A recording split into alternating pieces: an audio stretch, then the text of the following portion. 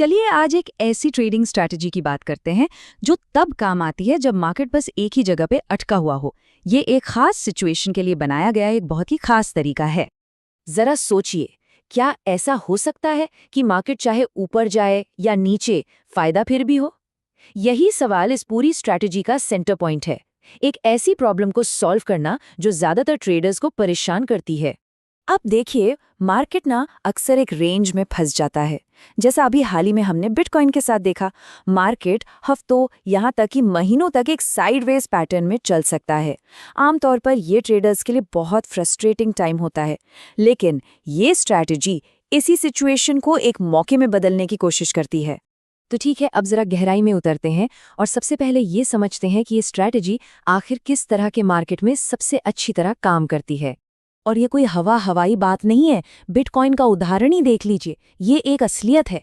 और ये जो आंकड़ा है कि मार्केट साल के 8 से 9 महीने एक ही दायरे में रहता है, ये बताता है कि ऐसी सिचुएशन कोई अनोखी बात नहीं बल्कि बहुत ही आम है।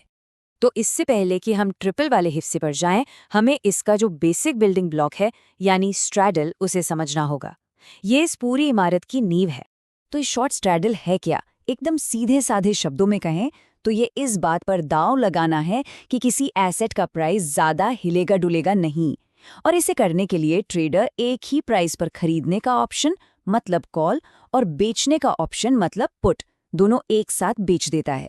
और इसे बनाना मतलब ये पोजीशन लेना काफी सीधा साधा काम है। बस एक एसेट और एक फ्यूचर की तारीख चुननी है, जो करंट प्राइस चल रहा है उसके आसपास का एक स्ट्राइक प्राइस लेना है और फिर उसी प्राइस पर एक कॉल और एक पुट दोनों बेच देने हैं। देखिए, इस पूरी स्ट्रैटेजी का जो दिल है ना, वो है टाइम डिके। क्योंकि जो ऑप्शंस बेचे गए हैं उनकी एक एक्सपायरी डेट होती है, तो अगर मार्केट शांत रहता है तो हर गुजरते दिन के साथ उनकी वैल्यू थोड़ी कम होती जाती है। बस यही गुजरता हुआ वक्त बेचने वाले का प्रॉफिट है।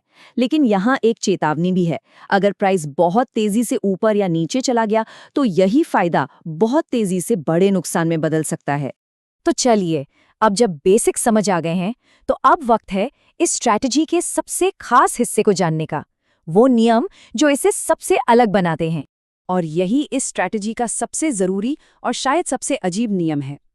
ये धैर्य और अनुशासन की बात करता है। ट्रेड करने की जो खुजली होती है उसे कंट्रोल करना ही इसका पहला कदम है। अब इसके नियम देखिए, एकदम साफ हैं। पहले एक नो ट्रेड जोन बनाओ। जब तक प्राइस इसके अंदर है कुछ नहीं करना। अगर प्राइस इस जोन को तोड़कर बाहर निकलता है और 1 घंटे तक बाहर ही रहता है, तब जाकर एक दूसरा स्ट्रैडल बनाना है। और इस प्रोसेस को कुल मिलाकर ज़्यादा से ज़्यादा 3 बार किया जा सकता है। इसीलिए इसका नाम ट्रिपल स्ट्रैडल है। तो इसका लॉजिक क्या है?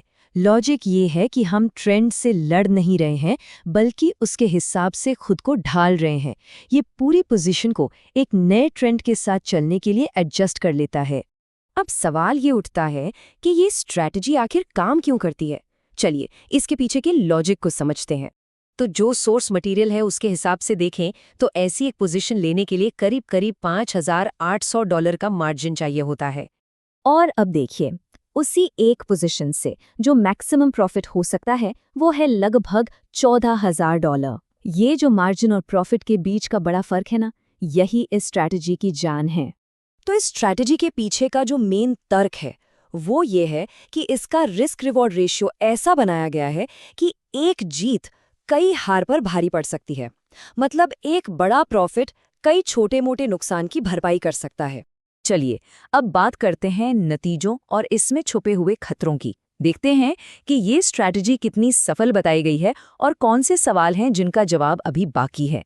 इस स्ट्रैटेजी को बनाने वाले ने बिटकॉइन, इथीरियम, सोलाना और XRP जैसे कई एसेट्स पर अपने लाइव प्रॉफिट वाले ट्रेड्स दिखाए हैं। इससे पता चलता है कि इसे अलग अलग मार्केट में इस्तेमाल किया जा सकता है। और यहीं पर हम इस पूरी बात को एक बहुत ही ज़रूरी सवाल के साथ ख़त्म करते हैं। ये जो बड़े बड़े रिस्क हैं, इनके बारे में सोर्स मटेरियल में आगे बात करने के लिए छोड़ दिया गया है। और ये हमें याद दिलाता है कि कोई भी स्ट्रैटेजी बिना रिस्क के नहीं आती।